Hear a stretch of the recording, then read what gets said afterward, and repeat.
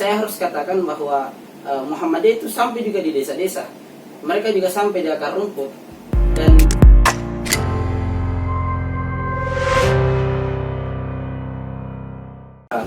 ekspansi dan diaspora dakwah. Begini, ini juga yang menarik sih sebenarnya kalau kita berbicara tentang Muhammadiyah di tengah-tengah masyarakat, mungkin di masyarakat perkotaan atau masyarakat yang formal ya, mahasiswa, pelajar dan sebagainya. Pandangan orang tentang Muhammadiyah itu sudah cukup ada lah, literasi tentang Muhammadiyah itu sudah ada, tapi di masyarakat pedesaan, masyarakat kampung itu belum. Ya, saya kira begini Kak, soal bagaimana kita menilai Muhammadiyah kaitannya dengan perbedaan dan kenapa tidak terasa sampai ke kampung-kampung. Sebenarnya dakwah Muhammadiyah ini sangat moderat dan dia memang bisa dibilang modern sifat dakwanya. Sehingga katakanlah ketika Muhammadiyah tidak ada di desa itu memang terasa sulit.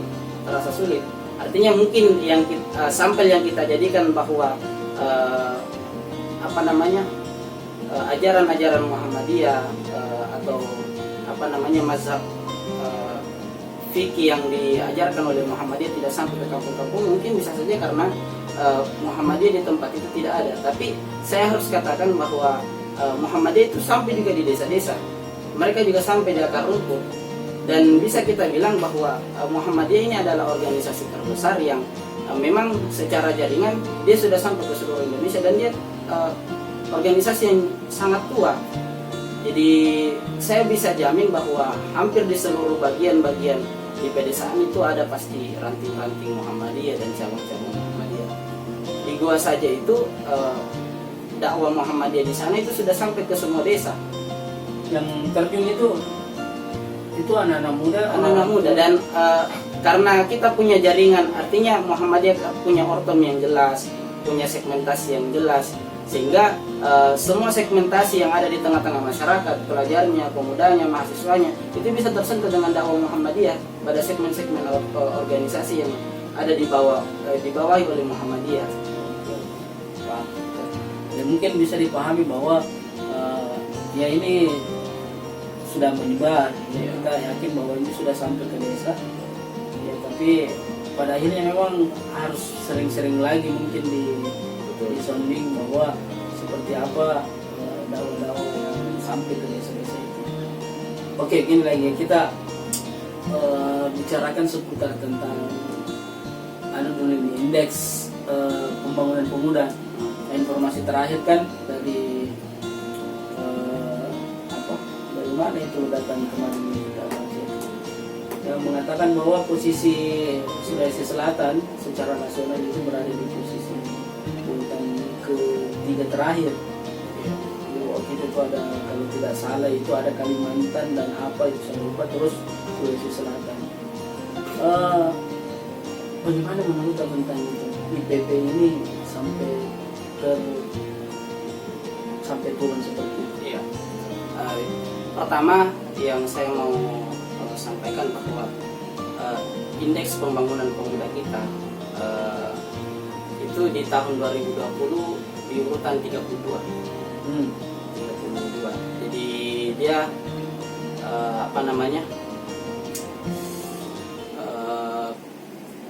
tinggal Papua dan Papua yang di bawah urutan dari Sulawesi Selatan ini secara indeks pembangunan pemuda. Itu bagi saya adalah sebuah hal yang harus kita perhatikan bersama. Tetapi data sebelumnya itu di tahun 2019 itu kita cukup bagus, dan itu data yang bisa kita cek kembali bagaimana data itu. Tetapi memang di 2020 ini terjadi degradasi. Sebelumnya Sulsel sebenarnya juga mendapat predikat yang cukup baik, tapi itu belum mampu kita tengarai sebagai sebuah target yang maksimal, sebagai sebuah hal pencapaian yang bagus. Itu masih kita anggap sebagai sebuah degradasi, sebuah kesenjangan yang hari ini pemuda juga harus mengambil peran dan aktualisasi bagaimana supaya ini bisa terintegrasi pemuda bisa ngambil peran dengan apa namanya pemerintah provinsi, pemerintah kabupaten kota supaya hal-hal yang menjadi kegiatan-kegiatan kepemudaan di Sulawesi Selatan ini bisa secara formal terintegrasi dengan bagaimana indeks pembangunan pemuda ini bisa tercapai. Nah, pertanyaannya kemudian apa domain atau apa indeks parameter indeks pembangunan pemuda ini bisa kita capai? Nah, itu ada 5. Yang pertama tentang pendidikan, yang kedua tentang kesehatan dan keselamatan, kesejahteraan, kesehatan dan kesejahteraan. Yang kedua tentang kesempatan dan lapangan kerja. Yang ketiga tentang partisipasi dan kepemimpinan. Yang kelima ada gender dan diskriminasi. Jadi kelima parameter ini yang kemudian pemerintah pusat memberikan parameter penilaian di suatu daerah indeks pembangunan pemudanya bagus atau tidak. Artinya kelima hal ini di Sulawesi Selatan itu terjadi kesenjangan, terjadi degradasi. Pertanyaannya, apa tanggapan saya dan seperti apa bagusnya peran kita sebagai pemuda? Nah, tanggapan saya terhadap indeks pembangunan pemuda kita yang hari ini menurun, terjadi degradasi, terjadi kesenjangan. Bagi saya, kelima hal ini harus kita sama-sama kembali lihat secara pendekatan-pendekatan yang lebih ilmiah. Kemudian sebagai kekuatan misalnya yang ada di Sulawesi Selatan itu harus terintegrasi. Seperti apa kita harus melakukan pemetaan pemuda yang ada di Sulawesi Selatan ini, apa-apa saja kekuatannya. Saya pernah belajar Kakak Yundi tentang metode pendekatan pengembangan organisasi yang banyak terjadi kekurangan di sebuah organisasi karena dia terlalu fokus terhadap sebuah masalah, melakukan pengembangan organisasi sehingga dia tidak fokus terhadap kekuatan-kekuatan apa saja, kelebihan-kelebihan apa saja yang harus dikembangkan dan terintegrasi dengan tujuan indeks pembangunan pemuda ini supaya kita bisa tingkatkan dengan pemerintah provinsi.